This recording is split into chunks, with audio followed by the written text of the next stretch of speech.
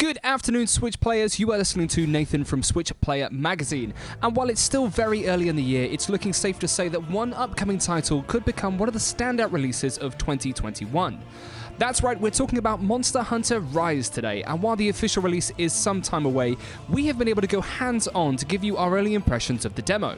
So huge thanks to Capcom for this opportunity.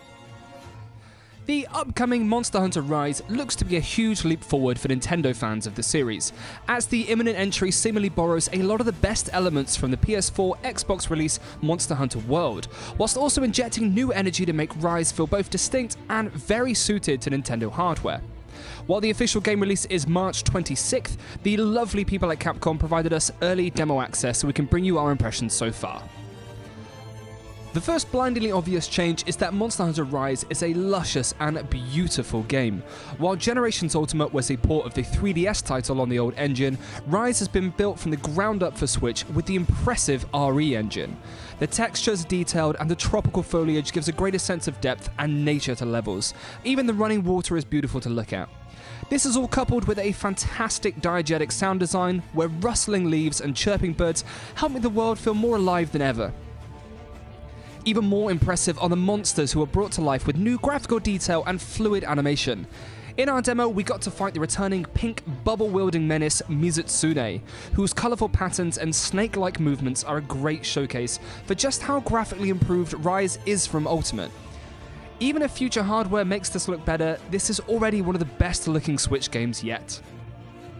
The biggest addition to gameplay is the new wire bug, a glowing insect you can latch onto and use to pull yourself into the air, zip forward across terrain, or to jump up vertically and prepare for an attack. While the upward movement is reminiscent of the insect glaive introduced in Monster Hunter 4, the changes that the rest of its moveset make to both traversal and attacks are wild. Suddenly your hunter can nimbly jump around levels vertically, which have incidentally been opened up dramatically to make the most of this. Levels are also no longer separate rooms with a loading screen in between, but a sprawling expanse to be seamlessly explored with the wire bug, pulling yourself up cliffs and performing wall-running acrobatics to access greater heights. If you ever wondered how a hookshot would work in Breath of the Wild, I can't imagine this is too far off. You'll be rewarded for exploration, with not only regular items dotted around, but also endemic life, such as bugs and birds being found in remote locations, each offering different buffs to your character.